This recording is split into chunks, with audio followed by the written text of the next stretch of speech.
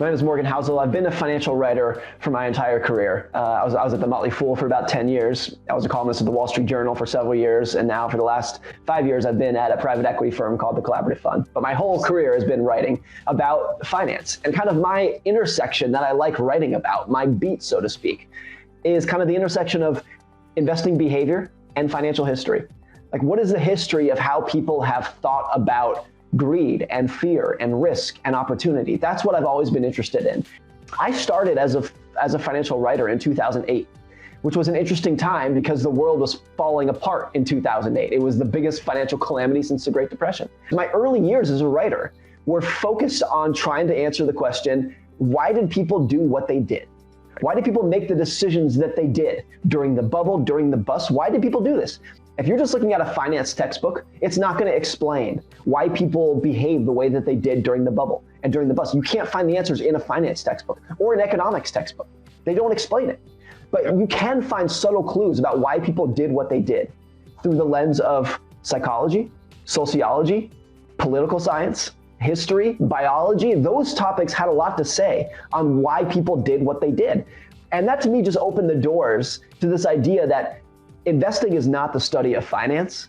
It's a study of how people behave with money. Everyone has a mental model in their head of how the world works. I have a view of the economy works this way, politics works this way. Everyone has this structure in their head of how the world works. And that model in your head is different from person to person. Mine is different from yours because you and I have different backgrounds, different generations, different countries, different views of the world. Everyone has a different view of the world. And that view guides their analysis, it guides their learning, it guides their instruction, everything. So progress happens really slowly, but setbacks happen very fast. Right. So compounding new technologies, new medical technologies, et cetera, can take decades before we really benefit from them. But setbacks happen overnight. September 11th, Lehman Brothers goes bankrupt, COVID-19, these things happen so fast that it's hard to look away from them. This is an explanation of why people tend to be pessimistic, is because the good news happens so slow that it's easy to ignore. But the bad news happens so fast that you can't look away. You know, there's a point in the book that the biggest risk is always what you don't see coming. It's always what no one is talking about. It's not the stuff that's in the news and the economists are saying, oh, get prepared for this over the next year. Those things don't tend to be the big risk. The big risk are the things that come out of the blue that no one is talking about. What's interesting to us psychologically is when the market sells off 30, 40%, arguably things are on sale, yet we as investors want to run for the hills and go to cash versus maybe leaning into that, obviously trying to take a longer term perspective.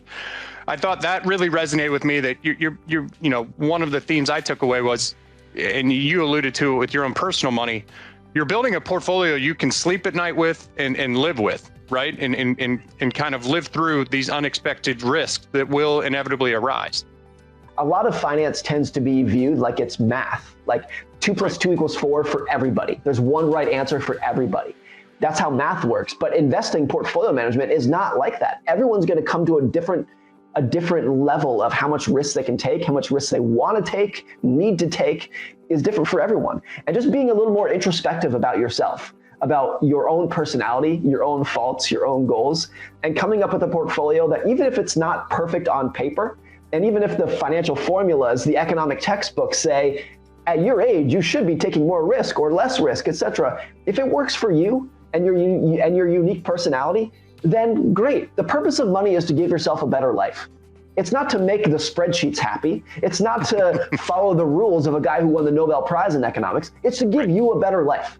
And just finding a portfolio that works, that achieves that versus achieves the right risk reward trade-off, getting really technical about it. Just whatever makes you happy, whatever helps you sleep at night, that's the right portfolio for you. Look, the best way to measure your success is not whether or not you're beating the markets. It's whether or not you've put a financial plan in place that lets you control your emotions and put in a disciplined approach to kind of get where you want to. Ultimately, that was my really big takeaway from the psychology of money that, and you reference it in the book, is basically the ability to do what you want, when you want, for as long as you want. That is really kind of, when we work with clients, we'd call that you're financially independent. I think that's it. It's controlling your time. It's just having control over your schedule. And controlling your time does not mean that you're necessarily retired. It doesn't mean you're sitting on the couch doing nothing. You can control your time and still make the decision that every day you want to wake up and go to work and do your best work. But if the decision is yours, if you're in control over it, if you have that level of independence and autonomy, that is, I think, the highest dividend that money can pay.